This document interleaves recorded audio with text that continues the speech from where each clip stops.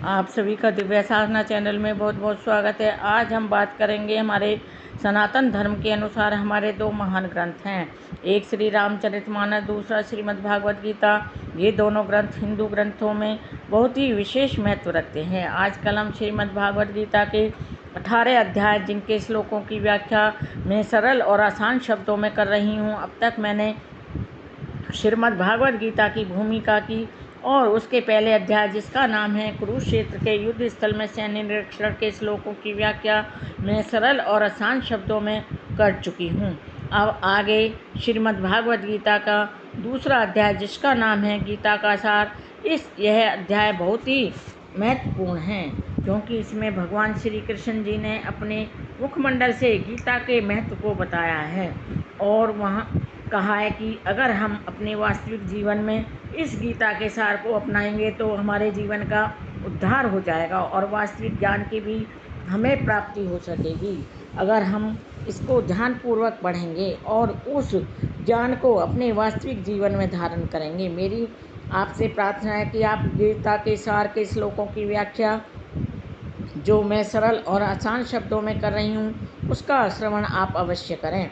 Video शुरू करने से पहले आप सभी से मेरी प्रार्थना है आप मेरे वीडियो को लाइक शेयर सब्सक्राइब अवश्य करें, बेल आइकन भी प्रेस करें जिससे मेरे सभी नोटिफिकेशन आपको मिलते रहें और आप मेरे वीडियो को अंत तक अवश्य देखें। अब शुरू करते हैं आज का वीडियो जिसका नाम है गीता का सार, जो श्रीमद् भागवत गीता का दूसरा अध्याय है। इसके श्लोकों की व्याख्या मैं सरल और आसान शब्दों में कर रही हूँ। आज का श्लोक है 46। या वाहन अर्थ है उदय पानी शर्वतः संपलुतः उदके तावान सर्वेषु वेदेषु ब्राह्मणस्य विजानतः। भगवान श्री कृष्ण जी अर्जुन को कहते हैं एक छोटे से कूप का सारा कार्य एक विशाल जलाशय से तुरंत पूरा हो जाता है।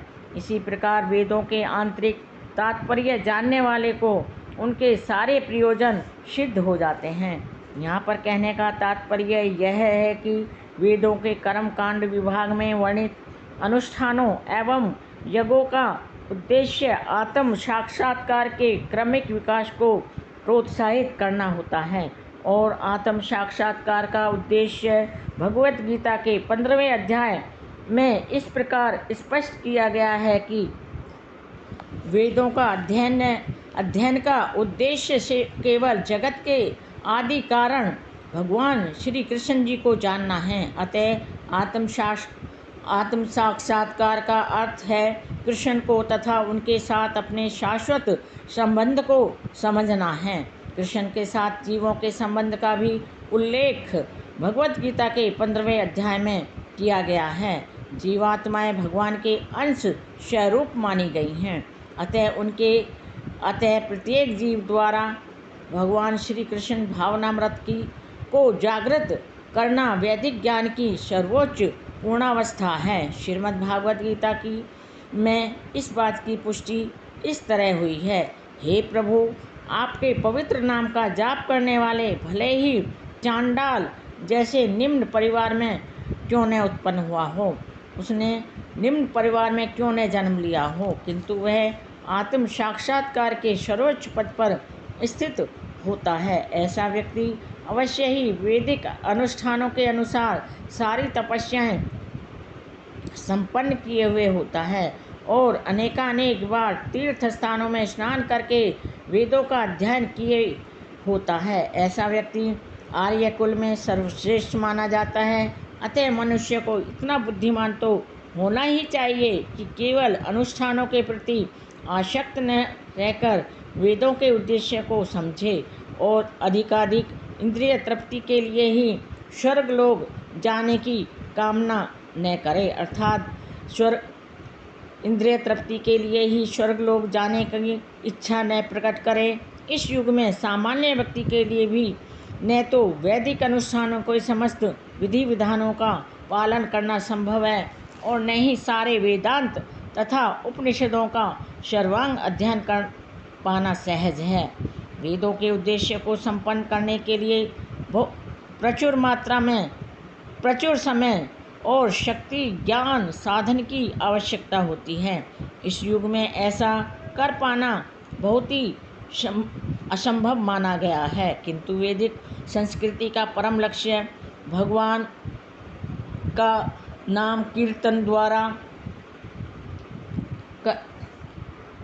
भी भगवान को कीर्तन द्वारा भी प्राप्त किया जा सकता है, जिसकी संस्तुति पतितात्माओं के उद्धारक भगवान चैतन्य द्वारा हुई है। जब चैतन्य से महान वैदिक पंडित प्रकाशानंद सरस्वती ने पूछा कि आप वेदांत दर्शन का अध्ययन न करके एक भावुक की भांति पवित्र नाम का कीर्तन क्यों करते हो, तो उन्होंने सहज उत्तर दिया कि मेरे गुरु ने मुझे बड़ा मूर्ख समझकर भगवान श्री कृष्ण जी के नाम का कीर्तन करने की आज्ञा दी थी।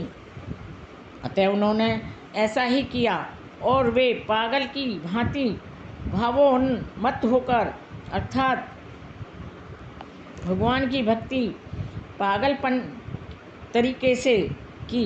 इस कलयुग में अधिकांश जनता मूर्ख है और वेदांत दर्शन समझ पाने के लिए पर्याप्त शिक्षित भी नहीं है, अर्थात उनके पास पर्याप्त ज्ञान भी नहीं है। वेदांत दर्शन के परम उद्देश्य की पूर्ति भगवान के पवित्र नाम का कीर्तन करने से आसानी से हो जाती है। वेदांत वैदिक ज्ञान की पराकाष्ठा है और वेदांत दर्शन के प्रणेता तथा ज्ञाता भगवान श्री कृष्ण जी ही हैं। सबसे बड़ा